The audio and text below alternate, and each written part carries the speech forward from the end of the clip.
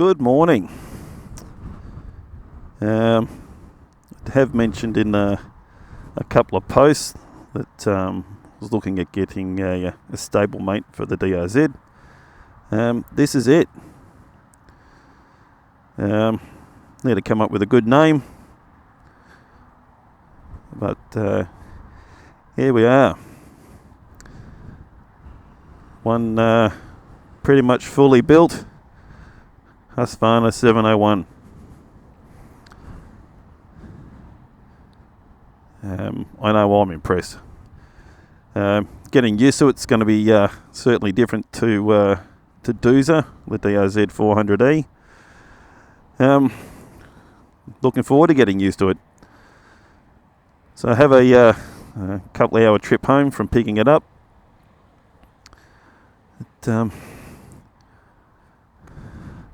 Let's see how we go.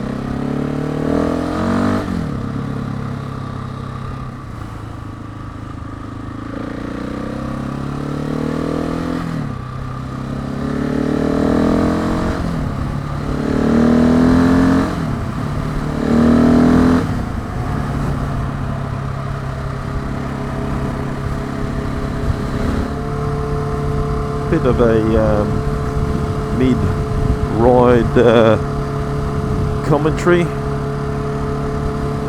so far. Man, this thing's impressive.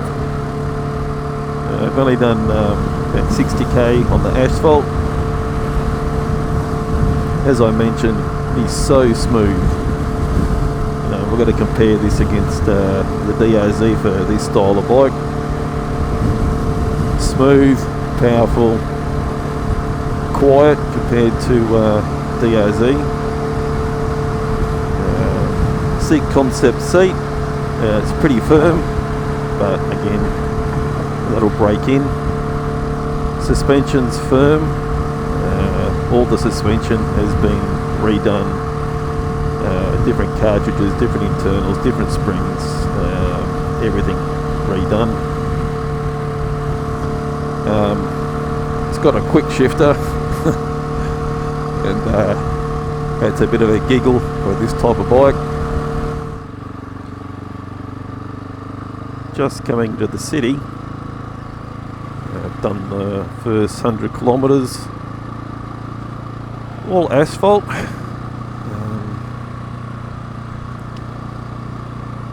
The gearing that this is set up with is a not sure exactly what the ratios are, but it's set up as an adventure bike gearing, and have to say, on the road it's absolutely brilliant.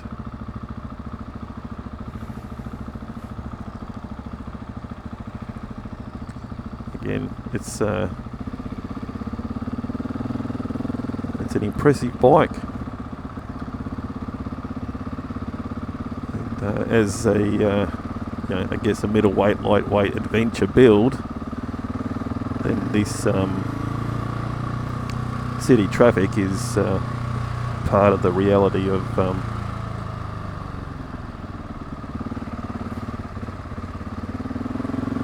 of this type of riding.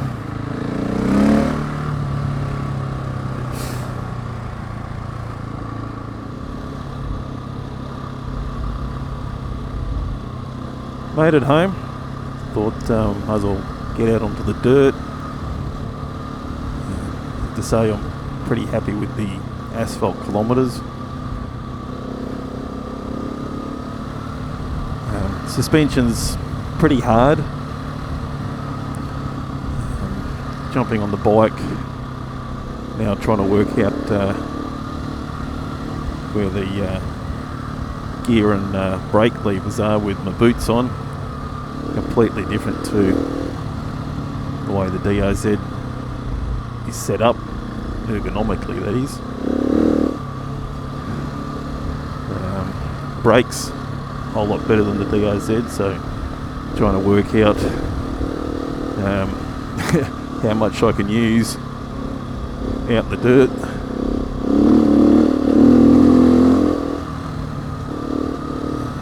Switch it over to mode 2, which is the off-road mode. It seems to change the way the throttle feels.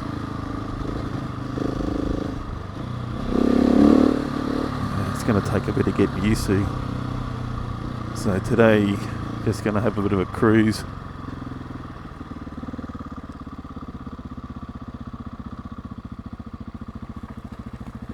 Do some of the tracks that I've done in the past, and just take it easy, try and get used to this.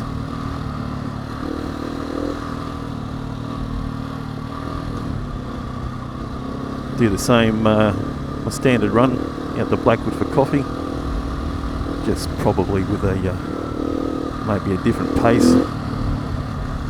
Not familiar with these Railzs, what they're like. Time will tell on all this.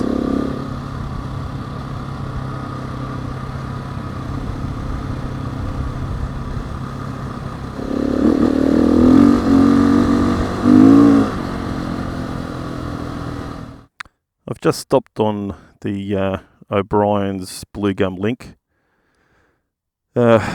Suspension preload needs to be done. Compression needs to be sorted and rebound. But work that out eventually. At the moment, feeling like a complete newbie. This is off-road or in the gravel, very different to the DOZ, and I've just got the DOZ set up perfect for me. Now it's going to be a matter of getting this sorted out. It's just handling. The weight's completely different. On the DOZ you need to kind of push it because of the weight's at the top. This sits a whole lot lower down, so just even on the corners, what I would normally do is having to take into account for that upper weight with the Safari tank. This is down low, so you kind of tip it down a little bit quicker and faster.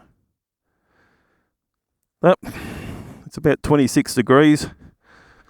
Good day to be out. It's just trying to get the hang of this.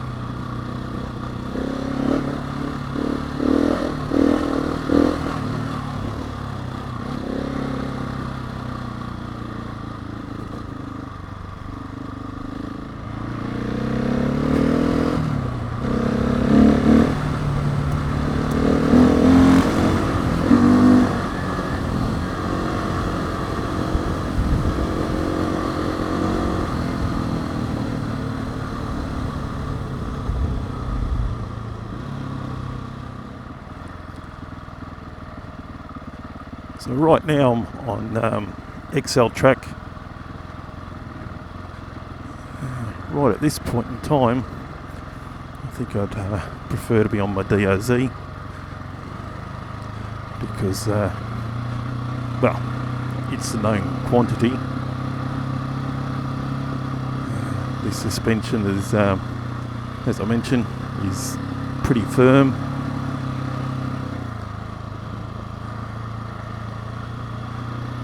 In my haste to come out for a ride, I didn't bring any tools, so I have pretty much nothing with me to make any adjustments, but I guess got to do the ride and work out what it needs.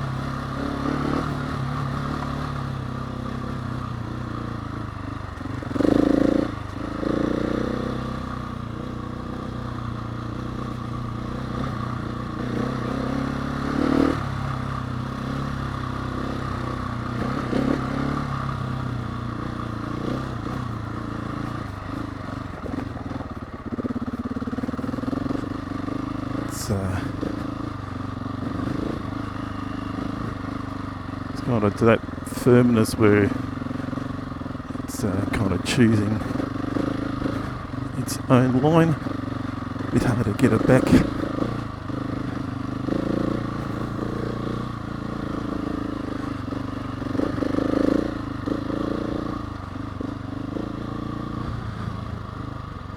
That was a whole lot more work than it needed to be. It took me a year or so to get the DOZ right, so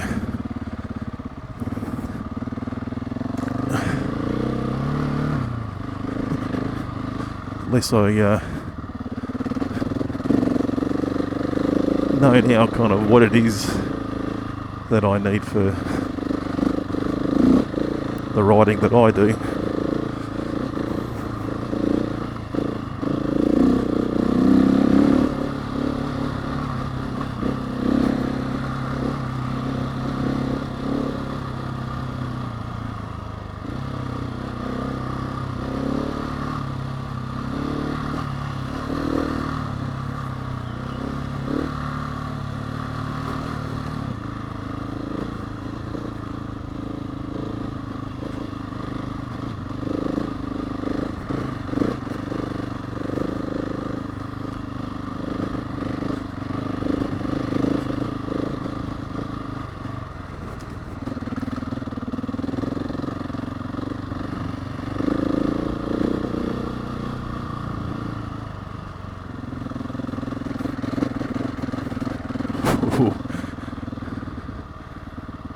That nearly kicked me offline.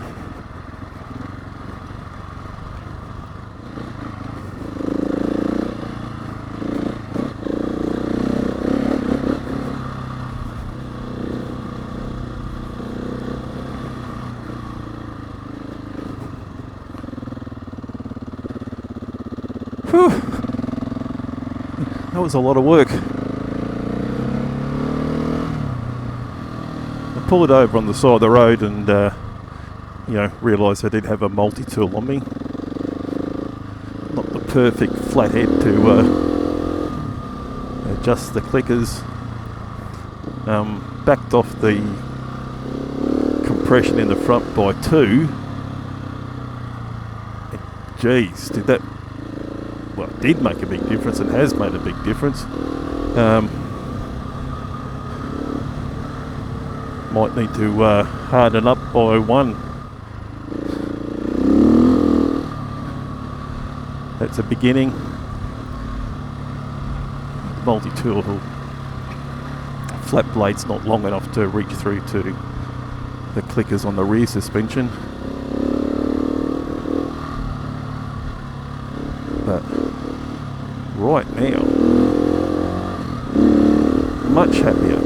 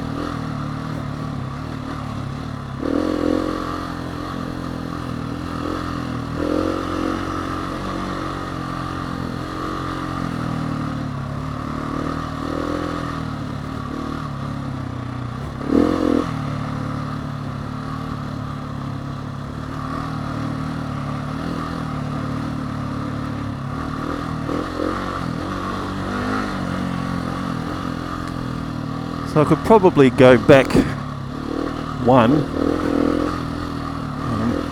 It's pretty good.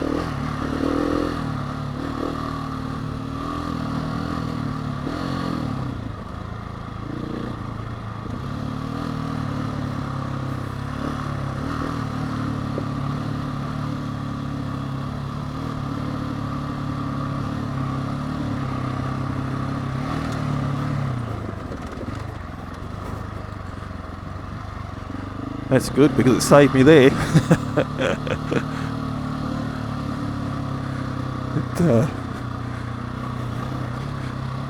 Just the touch of the throttle on this, just fuck. So different to Doozer.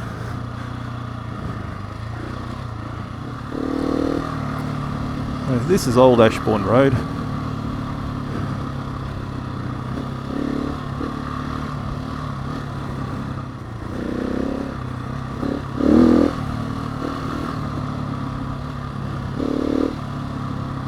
So it's definitely going to be a bit of a learning curve on the control ergonomics.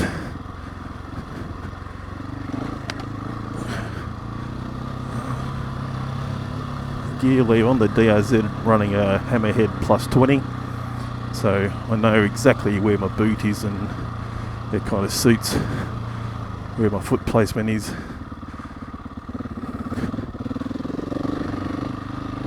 On the Husky, it's a Vanash brake pedal, and that's pretty good. The gear lever's the stock one, and it's compared to the plus 20, it's short and sits in a lot closer to the engine casing. So, and with the quick shifter, you only just got to tap it with the toe of your boot, and you're either up a gear or down a gear. So I'm running this in map 2, from my understanding. That's changes the throttle response, turns off rear ABS. I've got traction control still on, but so far it hasn't really. I felt it kind of kicking a couple of times, but nothing, nothing that kind of pisses you off or causes any concern.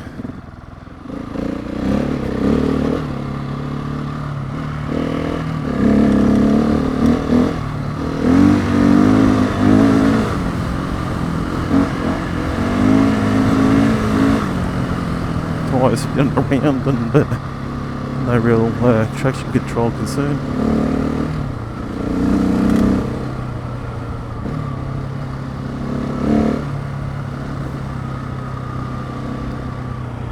Whew.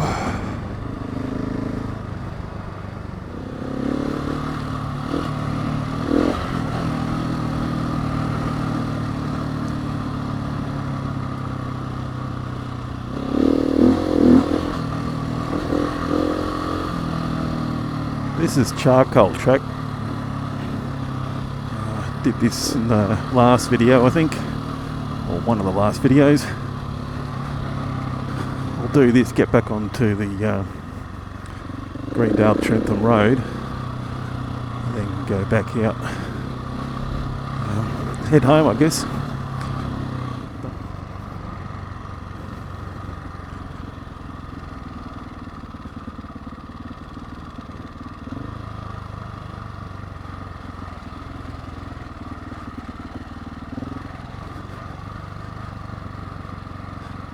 It's only been a week or so, maybe 2, and this is a bit more chopped up than it was, or appears a bit more chopped up.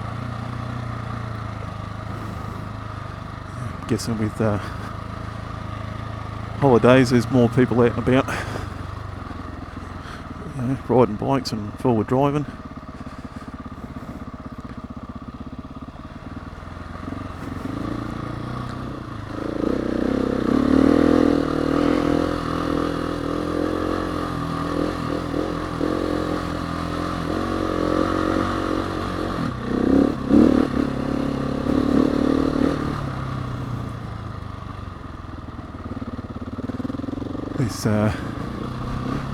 quick shifter's great.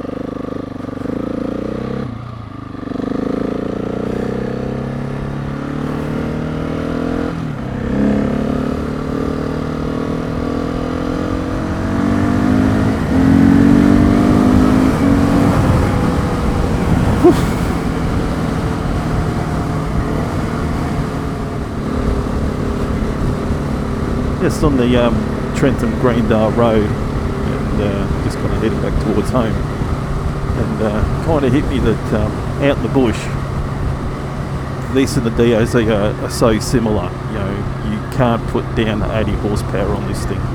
There's just no way.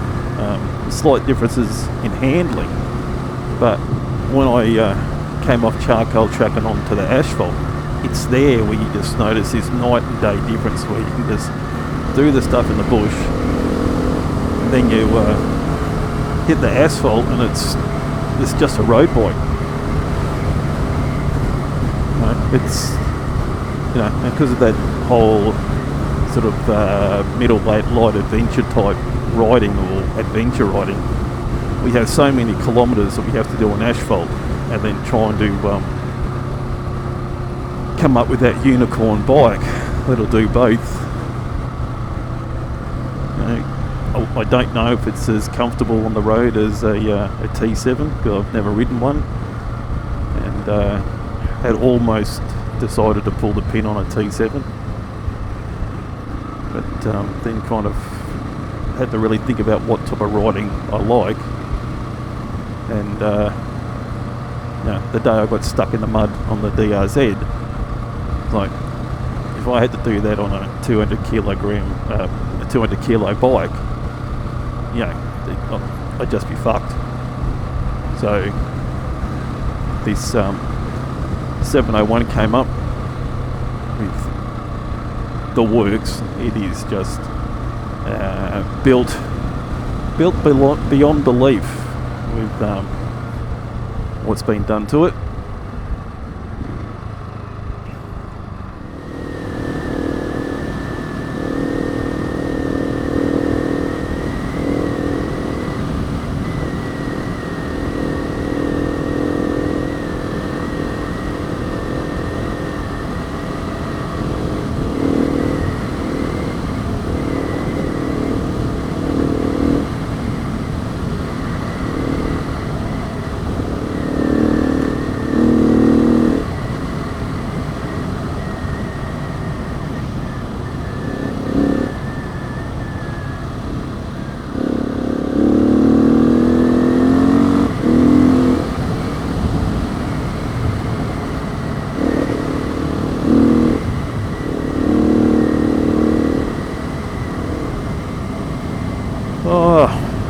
This is why you need a 701.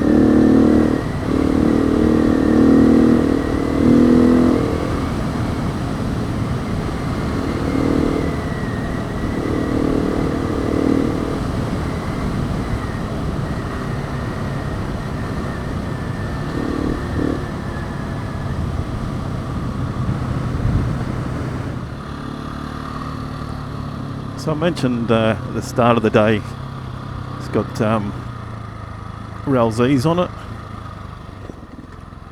First time I've ridden on these, and so far they're great.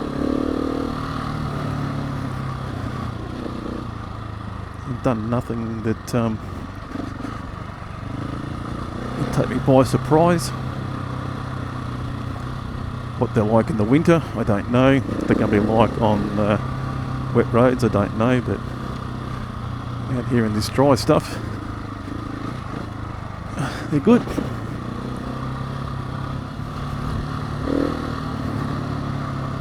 I mentioned this on a number of vlogs.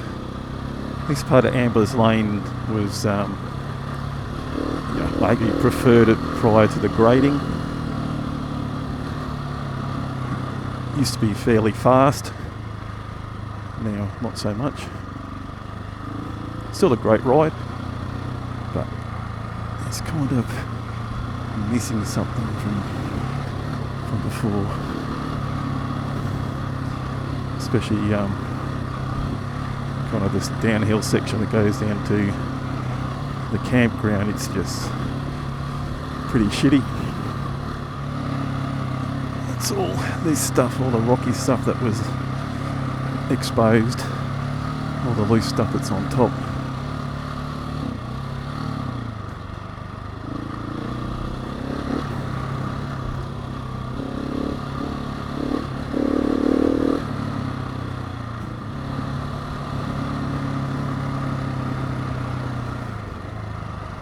Drop down to the campground. This shitty loose stuff.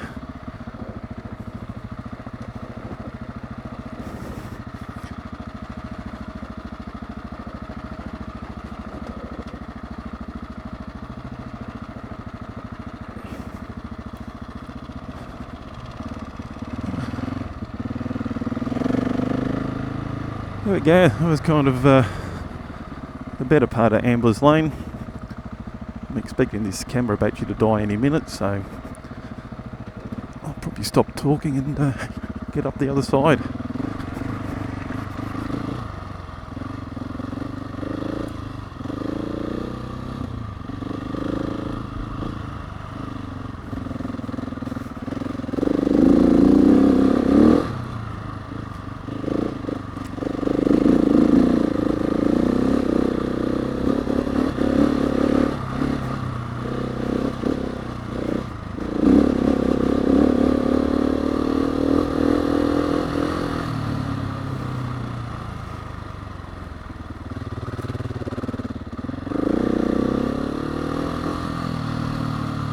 Well,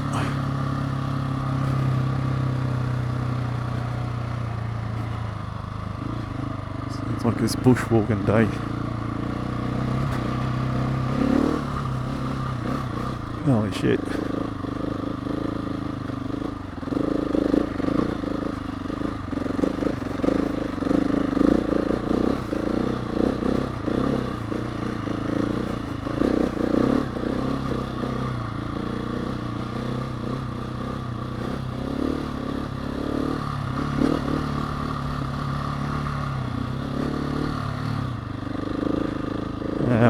Did mention that this track's not as good as it used to be, and somehow they've ended up on their roof.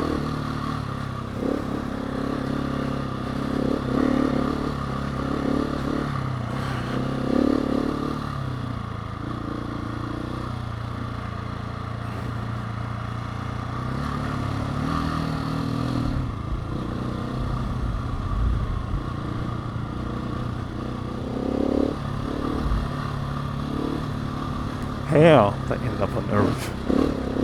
That'd be interesting to know.